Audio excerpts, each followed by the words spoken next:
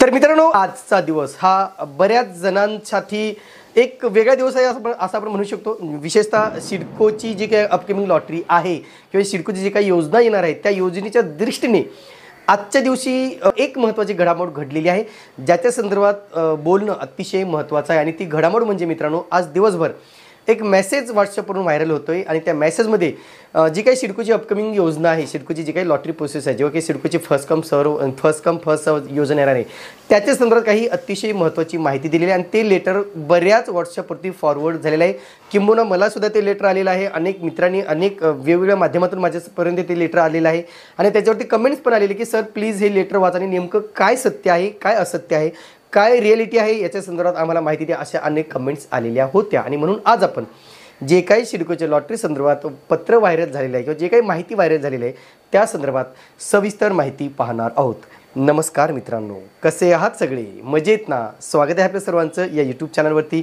ज्याचं नाव आहे RK property news.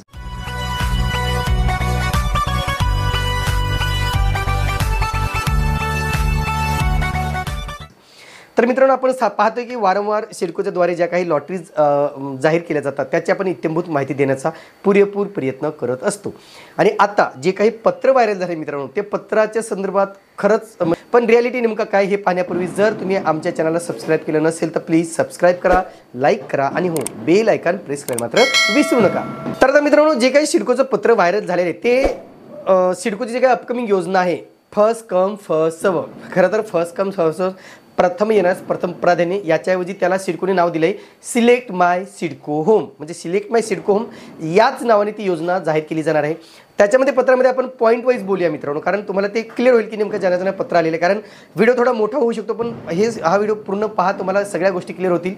पहिली गोष्ट की प्रथम येण्यास प्रथम प्राधान्य या योजनेअंतर्गत ही सिडकोची घरे उपलब्ध केली जाणार आहेत। खरं तर मला हा प्रश्न पडला की फर्स्ट कम फर्स्ट नुसारच सिडको ही घरे का विकत आहे? कारण फर्स्ट कम फर्स्ट सर्व ही घरे कोणत्या योजनेत कधी विकली जातात? तर ज्या घरांना मागणी नाही आहे, ज्या घरांना डिमांड नाही आहे, ज्या घरांची 4-4 वेळेस लॉटरी काढून सुद्धा ती घरे विकली जात नाहीत, अशीच घरे खरं तर फर्स्ट कम फर्स्ट सर्व या योजनेअंतर्गत विकली जातात। मग मला सांगा, जर जुईनगर, वाशी किंवा खारघर, मानसरोवर, खांदेश्वर येथील घरांना खरंच मागणी नसेल का? ऑब्वियसली तसं अजिबात नाही आहे। किंवा खारघरच्या घरांना मागणी येणार नाही का?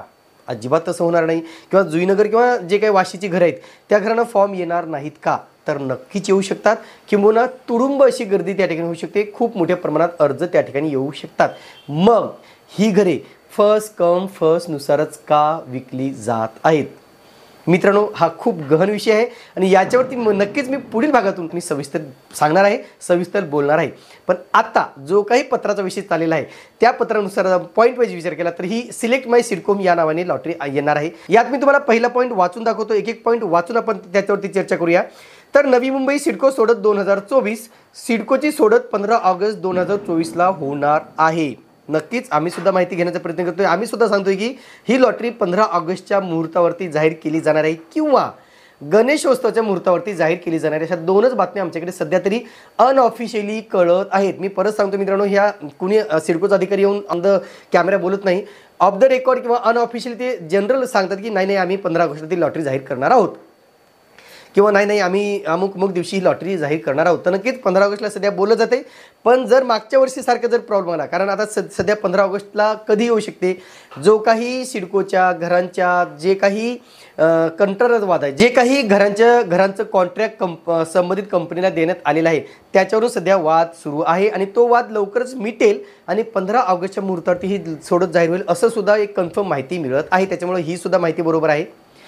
पण जर समजा हा वाद जर मिटला नाही, कारण हा वाद विधिमंडळामध्ये मंत्रालयामध्ये बऱ्याच मोठ्या प्रमाणात गाजलेला आहे, कारण ही घरे विकण्यासाठी एका कंपनीला 7.5 कोटीचं कॉन्ट्रॅक्ट देण्यात आलेलं आहे आणि म्हणून कुठेतरी हा वाद निर्माण झालेला आहे। आणि हा वाद जर लवकरात लवकर मिटेल असं सांगितलं गेले, हा वाद मिटल्यानंतर ही लॉटरी नक्कीच जाहीर केली जाणार आहे। पुढे असं सांगितलं की ही पद्धत प्रथमच सिडकोमध्ये येत असल्यामुळे प्रत्येकाला घर भेटण्यासाठी शाश्वती असणार आहे। अगदी बरोबर आहे। याच्यामध्ये तुम्हाला फर्स्ट कममध्ये असल्यामुळे नक्कीच ज्यांना फॉर्म भरतील, जे अप्लाय करतील त्यांना ती घरे नक्कीच मिळणार आहेत। तसेच एका तासात 5 ते 6 हजार घरे बुक होण्याची शक्यता आहे, म्हणून त्यासाठी लागणारी सर्व कागदपत्रे, आवश्यक कागदपत्रे तयार ठेवणं गरजेचं आहे. नक्कीच या ठिकाणी बऱ्या प्रमाणात रिस्पॉन्स मिळू शकतो, पण सुरुवातीला किंवा एका तासामध्ये किंवा 2 तासामध्ये 5-5, 6-6 हजार घरे विकली जातीलच असं अजिबात नाही मित्रांनो. कारण ही घरे फर्स्ट कम फर्स्ट नुसार का विकली जात आहेत, कारण ह्यांच्या किमती खरंच आवाक्यात असतील असं मला तरी वैयक्तिकरित्या वाटत नाही. घरांना उडी कधी पडते, घरांना गर्दी कधी होते, घरांसाठी ऑनलाईन अर्ज कधी होतात, जेव्हा त्या घराची किमती परवडणाऱ्या असतात. आणि जर सिडको ही घरे फर्स्ट कम नुसार काढत असेल तर नक्कीच त्यांच्या किमती ह्या तुमच्या खिशाला परवडणाऱ्या असतील असं अजिबात नाही. म्हणून तुम्हाला जे काही डॉक्युमेंट्स त्यांनी सांगितलेले आहेत मित्रांनो, डॉक्युमेंटची लिस्ट इथे दिली आहे, ती डॉक्युमेंट्स मी वाचून दाखवतो. फॉर्म भरण्यासाठी आवश्यक कागदपत्रे, Aadhaar card both husband and wife, PAN card तुमचं दोघांचाही पती आणि पत्नीचं, फोटो दोघांचाही पती आणि पत्नीचा, कॅन्सल चेक तुम्हाला एकाचा लागणार आहे, जो अर्जदार फॉर्म भरतोय जो ॲप्लिकंट आहे त्याचं तुम्हाला कॅन्सल चेक लागणार आहे, इन्कम प्रूफ किंवा इन्कम सर्टिफिकेट किंवा IT रिटर्न फाईल दोन्हीपैकी एक तुम्हाला इन्कम प्रूफ द्यावं लागणार आहे. आता इन्कम प्रूफच्या बाबतीत जर बोलायचं झालं तर फर्स्ट कम फर्स्ट सर्व या योजनेसाठी इन्कमची मर्यादा म्हणजे इन्कमची जी काही मर्यादा आहे ती फ्लेक्झिबल केलेली आहे. म्हणजे भले तुम्ही LIGमध्ये असा, MIGमध्ये असा किंवा HIGमध्ये असा, तुम्ही या लॉटरीसाठी या योजनेसाठी अर्ज करू शकता. म्हणजे तुमचं उत्पन्न जर 6 लाखापेक्षा जास्त असेल तर तुम्ही मग तुमचं 12 लाख असेल, 15 लाख असेल, किती लाख असेल तरी तुम्ही या योजनेसाठी अर्ज करू शकता असा याचा अर्थ होतो. तो सध्याचा क्रायटेरिया असा आहे की 6 लाखाच्यापर्यंत तुमचं उत्पन्न असेल तर तुम्ही EWS अर्थातच PMAYसाठी अर्ज करू शकता. 6 लाखापेक्षा जास्त असेल तर तुम्ही जे काही सर्वसाधारण गट आहे त्यासाठी अर्ज करू शकता. म्हणून तुम्हाला निदान तुमचं इन्कमचं जे काही सर्टिफिकेट तुम्हाला तयार ठेवणं आवश्यक आहे. दुसरं आहे डोमिसाईल सर्टिफिकेट, अधिवास प्रमाणपत्र तुम्हाला ठेवायचं आहे. PMAYचं रजिस्ट्रेशन सर्टिफिकेट तुमच्याकडे असणं आवश्यक आहे. आणि सेल्फ डिक्लेरेशन जे काही स्वयं घोषणापत्र आहे, स्वयं घोषणापत्र म्हणजे इतर जे काही राखीव प्रवर्ग आहेत त्यांच्यासाठी त्या प्रवर्गासाठी स्वयं घोषणापत्र देणं गरजेचं आहे. समजा पत्रकार आहात तुम्ही किंवा माथाडी कामगार आहात तुम्ही आर्टिस्ट आहात किंवा तुम्ही PAP प्रकल्पग्रस्त आहात, त्यावेळेस तुम्हाला हे स्वयं घोषणापत्र देणं बंधनकारक असणार आहे. नंतर काय सांगितलंय की PMAY prime minister Awas Yojana PMAY याच्यामध्ये काय सांगितलं, इन्कम बिलो 6 लाख बरोबर आहे. तुमचं उत्पन्न 6 लाखाच्या खाली पाहिजे तर तुम्ही यासाठी PMAYच्या घरासाठी अर्ज करू शकता. पण इथे सुद्धा जर तुमच्या नावावर संपूर्ण भारतामध्ये घर नसेल तरच तुम्ही या योजनेसाठी अर्ज करू शकता, अन्यथा तुम्ही अर्ज करू शकणार नाही. मित्रांनो या ठिकाणी EWSमध्ये सुद्धा तुम्हाला PMAYचं रजिस्ट्रेशन असेल तरच तुम्ही अर्ज करू शकता. रजिस्ट्रेशन जरी नसेल तुम्ही नंतर करा, पण PMAYचा जो काही क्रायटेरिया आहे तुम्ही संपूर्ण भारतात घर नसावं किंवा तुमचं जे काही इन्कम आहे त्याच्यानुसार तुम्हाला या ठिकाणी अर्ज करता येणार आहेत. PMAYचं जे काही उत्पन्न 6 लाखापर्यंत आहे आणि त्या ठिकाणी 1 BHKचा फ्लॅट 35 लाख रुपये ॲप्रॉक्सिमेटली सांगितलेला आहे, अंदाजित तो सांगितलेला आहे. यासाठी तुम्हाला 2 लाखाची सबसिडी, PMAYची सबसिडी आणि 2.5 लाख रुपये स्टॅम्प ड्युटी एक्स्टिमेशन मिळणार आहे. म्हणून इथे तुम्हाला 2.5 लाखाचं तुम्हाला बेनिफिट मिळणार आहे आणि 2.5 लाखाचं स्टॅम्प ड्युटीमध्ये एक्स्टिमेशन मिळणार आहे. याचाच अर्थ असा की जे कोणी PMAYचे अर्जदार आहेत त्यांना फक्त 1,000 रुपयेच भरायची आहे. त्याच्यामुळे नक्कीच तुम्हाला हा बेनिफिट मिळणार आहे, जवळजवळ तुमचे 5 लाख रुपये इथे वाचू शकतात.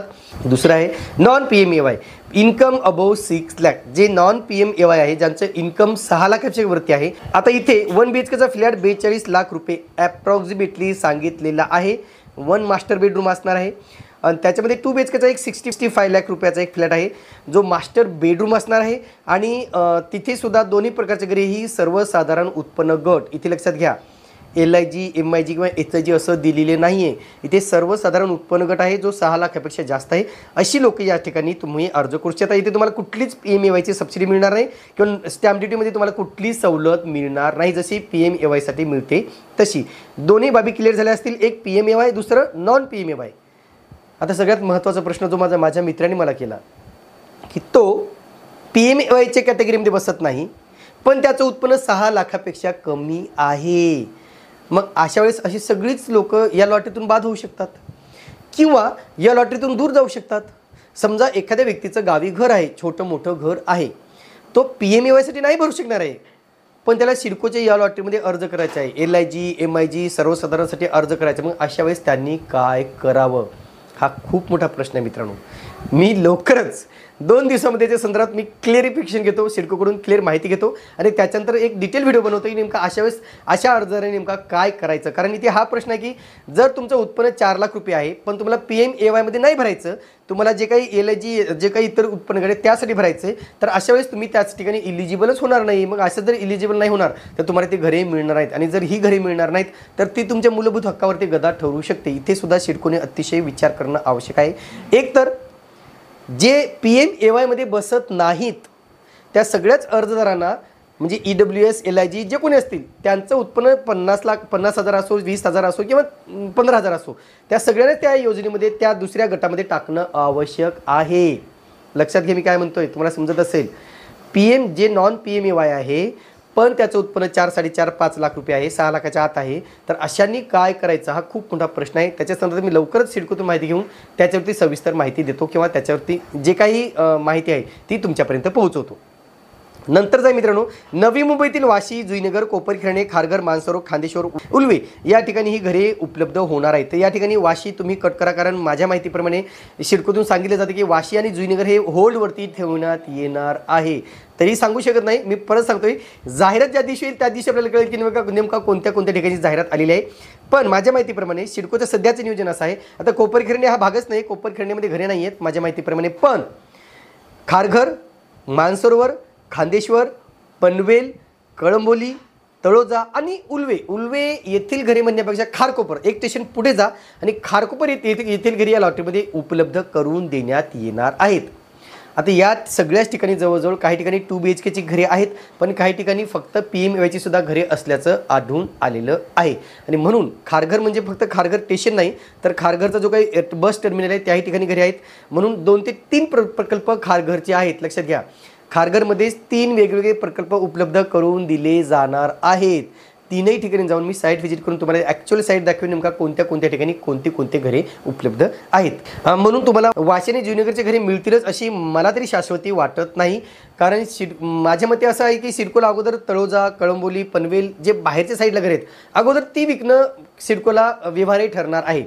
त्याच्यानंतर मग बाकीची जी घरे किंवा खारघर आहे, उल्वे आहे येथील घरे विकल्यानंतरच, कारण जुईनगर आणि वाशी हे क्रीम लोकेशन्स आहेत, या घरांना अतिशय जास्त मागणी येऊ शकते आणि म्हणून कुठेतरी ही घरे होल्डवर ठेवली जाऊ शकतात असं माझं वैयक्तिक मत आहे. पाहूया नेमका ही गोष्ट जाहिरात आल्याच्या नंतरच क्लिअर होणार आहे. नंतर त्यांनी सांगितलं की ज्यांना फर्स्ट कम फर्स्ट सर्व किंवा या पद्धतीने किंवा सिडको लॉटरीमध्ये फॉर्म भरायचे त्यांनी ऑफिसला येऊन सर्व कागदपत्रे जमा करावी. आता हा जो मेसेज आहे मित्रांनो, हा सिडकोचा अधिकृत मेसेज नाही आहे, हा कुठल्या तरी एजंटने हा मेसेज टाईप करून त्यांच्या कॉन्टॅक्टमधल्या मित्रांना पाठवलेला आहे जे इच्छुक आहेत. लक्षात घ्या, म्हणजे जर तुम्हाला सिडकोच्या बाबतीत माहिती नसेल, तुम्ही घरी बसून ऑनलाईन फॉर्म भरू शकत नसाल, तुम्हाला घरच्या घर बसल्या ती माहिती भरतात नसेल, तर तुम्ही नक्कीच ते जे काही माहिती दिली त्याच्याप्रमाणे त्या व्यक्तीनं तुम्ही कॉन्टॅक्ट करून जे काही डॉक्युमेंट्स मागवले ते तुम्हाला सबमिट करायला इथे सांगितलेलं आहे. पण लक्षात घ्या, तुम्हाला जर ऑनलाईन कागदपत्रे जमा करता असेल, ऑनलाईन फॉर्म भरता येत असेल तर तुम्हाला ही प्रक्रिया करायची, कुणाकडे डॉक्युमेंट्स द्यायची गरज पडणार नाही. पण जर तुम्हाला काहीच माहीत नाही आहे, सर मला ऑनलाईन फॉर्म भरता येत नाही, माझ्याकडे इंटरनेट नाही आहे, माझ्याकडे काही सोयीसुविधा उपलब्ध नाहीत, अशा वेळेस तुम्ही त्याचा ऑनलाईन इंटरनेट जे कॅफे असतात तिथे जाऊन तुम्ही हा नक्कीच फॉर्म भरू शकता. पण हे कधी जाहिरात आल्याच्या नंतर शेवटचं अतिशय महत्त्वाचं आहे मित्रांनो, याला मी अतिशय महत्त्वाचं असं म्हणतोय का, वेबसाईट ओपन झाल्यानंतर आपल्या आवडीचे घर निवडून फॉर्म भरता येईल. अगदी बरोबर आहे. घर निश्चित झाल्यानंतर 3 दिवसात सिडकोला अनामत रक्कम ₹75,000 रिझर्व्ह कॅटेगरी आणि अनामत रक्कम ₹1.5 जनरल कॅटेगरीसाठी भरणे अपेक्षित आहे. तसं अजिबात नाही मित्रांनो, इथे ₹75,000 ₹1.5 आहे, ते आत्तासुद्धा सुरू आहे, त्याच्यात काही बदल नाही आहे. म्हणजे मागच्या लॉटरीमध्ये सुद्धा 75,000च भरले होते आणि सर्वसाधारण गटासाठी 1.5 भरले होते. पण इथे थोडी गफलत आहे, ज्या मित्रांनी माझ्यासोबत डिस्कस केलेली आहे. इथं सांगितलं की 3 दिवसात सिडकोला 75,000 रिझर्व्ह कॅटेगरी, ₹75,000 आरक्षित प्रवर्ग असा त्याचा अर्थ होतो.